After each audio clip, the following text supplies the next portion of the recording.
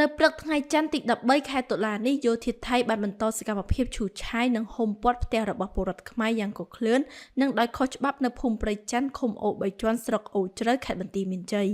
បន្ថែមពីនេះព័ត៌មានបឋមបានបញ្ជាក់ថាយោធាថៃបានកំទេចផ្ទះរបស់ពលរដ្ឋខ្មែរអស់មួយខ្នងតែយ៉ាងណាមិញមិនមានពលរដ្ឋខ្មែររងរបួសឬស្លាប់នោះទេ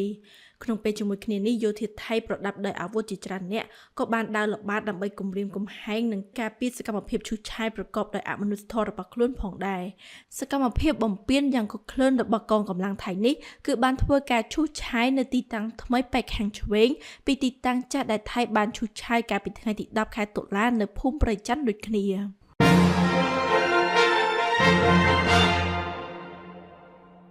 ឯកឧត្តមប្រាក់សុខុនឧបនាយករដ្ឋមន្ត្រីក្រសួងការបរទេសកម្ពុជាបានប្រាប់ភាគីថៃនៅចំពោះមុខអាមេរិកនិងម៉ាឡេស៊ីថាកម្ពុជាមិនចង់បានរបស់គេតែក៏មិនឲ្យបាត់បង់របស់ខ្លួនទៅគេដែរការបញ្ជាក់របស់ឯកឧត្តមប្រាក់សុខុនធ្វើឡើងនៅក្នុងកិច្ចប្រជុំចតុភាគីរវាងប្រទេសកម្ពុជាថៃម៉ាឡេស៊ីនិងសហរដ្ឋអាមេរិកកាលពីថ្ងៃទី12ខែតុលាឆ្នាំ2025តាមការអញ្ជើញរបស់លោកអាន់វ៉ាអ៊ីប្រាហ៊ីមនាយករដ្ឋមន្ត្រីម៉ាឡេស៊ីឯកឧត្តមប្រាក់សុខុនបានបន្ថែមថាកម្ពុជាបានប្រកាន់ជំហរយ៉ាងខ្ជាប់ខ្ជួនក្នុងការដោះស្រាយវិវាទដោយសន្តិវិធីអនុលោមយ៉ាងពេញលេញតាមច្បាប់អន្តរជាតិយើងគ្មានបំណងចង់យកអ្វីដែលមិនមែនជារបស់យើងទេប៉ុន្តែទន្ទឹមនឹងនេះយើងនឹងមិនទទួលយកការបាត់បង់នៅអ្វីដែលជាកម្មសិទ្ធិរបស់យើងដោយត្រឹមត្រូវនោះទេ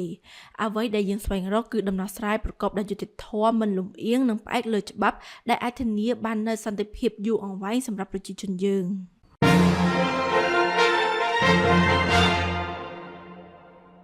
គណៈកម្មការចម្រុះព្រំដែនគោកកម្ពុជាថៃបានឯកភាពគ្នាជាគោលការណ៍ក្នុងការកំណត់កាលបរិច្ឆេទនៃកិច្ចប្រជុំ JBC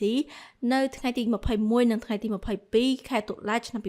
2025ដោយភាគីថៃនឹងធ្វើជាម្ចាស់ផ្ទះក្នុងកិច្ចប្រជុំនេះ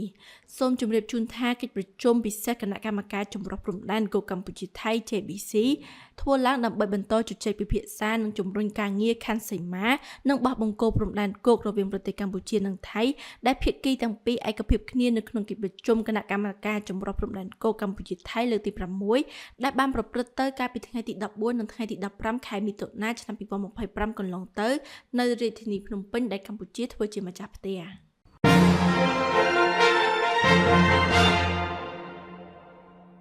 ឯកឧត្តមទាសីហាឧបនាយករដ្ឋមន្ត្រីក្រសួងការពារជាតិនឹងចូលរួមកិច្ចប្រជុំជំនួបប្រាស្រ័យមិត្តភាពការពារជាតិឋានៈរដ្ឋមន្ត្រីការពារជាតិ3ប្រទេសនិងពិធីបិទលំហាត់ហ្វឹកហ្វឺនសង្គ្រោះគ្រោះមហន្តរាយរួមគ្នារវាងកងទ័ព3ប្រទេសកម្ពុជាឡាវវៀតណាមចាប់ពីថ្ងៃទី13ដល់ថ្ងៃទី16ខែតុលាឆ្នាំ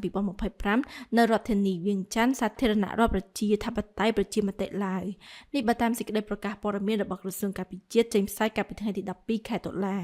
តាមក្រសួងការពារជាតិការអញ្ជើញចូលរួមប្រជុំរបស់ឯកឧត្តមទាសីហារដ្ឋមន្ត្រីក្រសួងការពារជាតិគឺដើម្បីបញ្ជាក់នូវចំណងមិត្តភាពសាមគ្គីភាពនិងការបដិញ្ញាចិត្តរបស់ក្រសួងការពារជាតិកម្ពុជារវាងប្រទេសវៀតណាមនិងឡាវ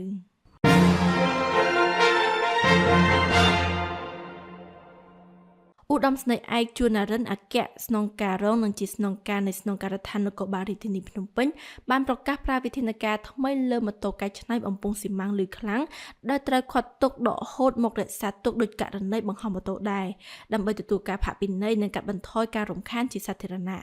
វិធានការដកហូតម៉ូតូកែច្នៃបំពង់ស៊ីម៉ាំងលឺខ្លាំងមករក្សាទុកនេះគឺបន្ទាប់ពីឧត្តមស្នេហ៍ឯកជួននរិនសង្កេតឃើញថាការខាត់អប់រំហាក់មិនសូវមានប្រសិទ្ធភាពហើយកំពុងបង្កអនាធិបតេយ្យលើដងផ្លូវធ្វើឲ្យគ្មានសណ្ដាប់ធ្នាប់និងប៉ះពាល់ដល់សុវត្ថិភាពសាធារណៈនៅពេលបច្ចុប្បន្ន